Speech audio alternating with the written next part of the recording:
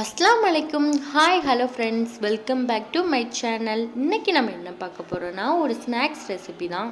ஒரு கப் அரிசி இருந்துச்சுன்னா நம்ம அதை வச்சே ஸ்நாக்ஸ் ரெடி பண்ணிடலாம். நான் இன்றைக்கி இந்த ஒரு டம்ளர் அளவுக்கு தான் எடுத்துக்கிறேன்.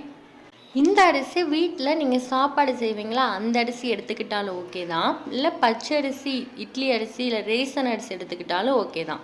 நான் இந்த அரிசியை மார்னிங்கே ஊற வச்சுட்டேன். இந்த ஸ்நாக்ஸ் செய்ய பிளான் பண்ணுறீங்க அப்படின்னா மார்னிங்கே நீங்களும் ஊற வச்சுருங்க, நல்லா ஊறி வந்துடும். அரிசியோட 3 பட்டை வத்தலும் சேர்த்துக்கிறேன். இப்போ நம்மளுக்கு ரெண்டுமே நல்லா ஊறி இருக்குது. அடுத்து 4 மீடியம் சைஸ் உருளைக்கிழங்க நல்லா வாஷ் பண்ணிவிட்டு குக்கரில் 3 விசில் விட்டு எடுத்து வச்சுக்கலாம். நீங்கள் உருளைக்கிழங்கு சேர்க்க வேணாம் அப்படின்னு நினச்சிங்கன்னா அதுக்கு பதிலாக உளுந்து கூட சேர்த்துக்கலாம். அடுத்து நம்ம நல்லா ஊற வச்சுருந்த அரிசியை மிக்ஸி ஜாரில் கொஞ்சம் தண்ணி சேர்த்து அரைச்சிடலாம். ரொம்ப தண்ணியாக அரைக்காமல் ரொம்ப கெட்டியாகவும் அரைக்காமல் இந்த கன்சிஸ்டன்சியில் அரைச்சி வச்சுக்கோங்க.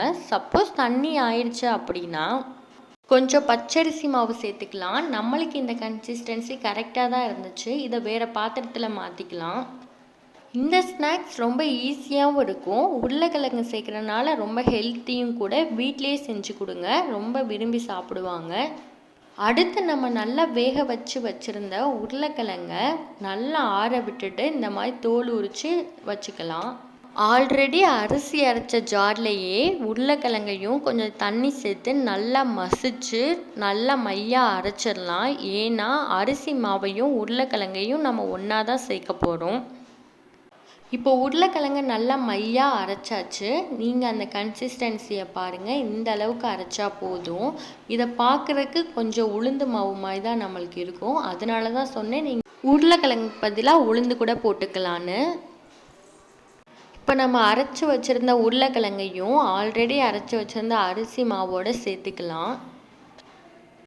இப்போ இந்த மாவோட தேவையான அளவு உப்பு சேர்த்துக்கலாம். நல்லா பொடிசாக நறுக்கி வச்சுருந்த கருவேப்பிலை சேர்த்துக்கலாம். கொஞ்சம் சீரகம் சேர்த்துக்கலாம். இது எல்லாத்தையும் சேர்த்து நல்லா மிக்ஸ் பண்ணி விட்டுறலாம். ஏன்னா நம்ம அரிசி மாவையும் உருளைக்கிழங்கையும் இது எல்லாமே தனித்தனியாக தான் போட்டிருக்கோம். ஸோ நல்லா மிக்ஸ் பண்ணி விட்டுறலாம். இப்போ ஒன்றோட ஒன்று நல்லா மிக்ஸ் பண்ணியாச்சு. நம்ம இந்த அளவுக்கு எடுத்தோன்னா இப்படி போடுற மாதிரி வரணும். அந்த கன்சிஸ்டன்சியில் இருக்கான்னு பார்த்துக்கோங்க. இல்லை தண்ணியாக இருந்துச்சுன்னா கொஞ்சம் அரிசி மாவை சேர்த்துக்கலாம். இப்போ கொஞ்சம் இதை மூடி வச்சு ஊற விட்டுறலாம். அதுக்குள்ளே நம்ம ஒரு சட்னி ரெசிபி பார்த்துடலாம். இந்த சட்னி இந்த ஸ்நாக்குக்கு ரொம்ப ஆப்டாக இருக்கும். ஸோ ட்ரை பண்ணி பாருங்கள். அதுக்கு கொஞ்சம் நல்லெண்ணெய் ஊற்றிட்டு கொஞ்சம் நிலக்கடலை பருப்பு எடுத்துக்கலாம். எப்பயுமே நம்ம இந்த மாதிரி சட்னிக்கு உளுந்தம்பருப்பு கடலைப்பருப்பு சேர்ப்போம். இந்த மாதிரி சேர்த்து பாருங்கள். நிலக்கடலை பருப்போட ஒரு 5 பல்லு பூண்டு சேர்த்துக்கலாம். பட்டை வத்தல் கொஞ்சம் கருவேப்பிலை இருந்தாலும் சேர்த்துக்கலாம், இல்லைன்னா கொத்தமல்லி சேர்த்துக்கலாம். அடுத்து நான் 4 மீடியம் சைஸ் தக்காளி எடுத்து வச்சுருக்கேன். அதையும் சேர்த்து நல்லா வதக்கிடலாம். இப்போ நல்லா வதங்கி வந்துருச்சு. இனி நல்லா ஆற விட்டு மிக்ஸி ஜாருக்கு மாற்றிடலாம்.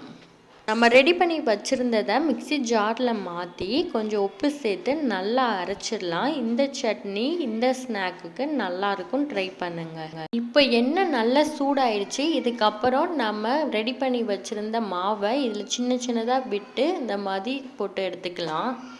பெருசாகவும் போட்டு எடுத்துக்கலாம். இந்த மாதிரி சின்னதாக நான் போட்டுக்கிறேன். குழந்தைங்களுக்கு சாப்பிட்றப்ப கொஞ்சம் நல்லாயிருக்கும். ஸோ நான் சின்னதாக போட்டு எடுத்துக்கிறேன்.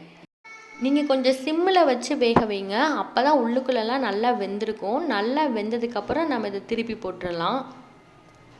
இப்போ நல்லா வெந்து வந்துருச்சு. இதுக்கப்புறம் நம்ம வேறு பாத்திரத்தில் இதை எடுத்து வச்சிடலாம். ஃபைனலாக நம்மளுக்கு தேவையான ஒரு ஈவினிங் ஸ்நாக்ஸ் ரெடி ஆயிடுச்சு. ரொம்ப ஈஸி அண்ட் குயிக்காகவும் ரொம்ப டேஸ்ட்டாகவும் டிஃப்ரெண்ட்டாகவும் செய்யலாம். ஸோ மறக்காமல் ட்ரை பண்ணி பார்த்துட்டு உங்கள் ஃபீட்பேக்கை கமெண்டில் சொல்லுங்கள். இந்த வீடியோ உங்களுக்கு பிடிச்சிருந்துச்சுன்னா மறக்காமல் நம்ம சேனலை சப்ஸ்கிரைப் பண்ணிடுங்க. தேங்க்யூ.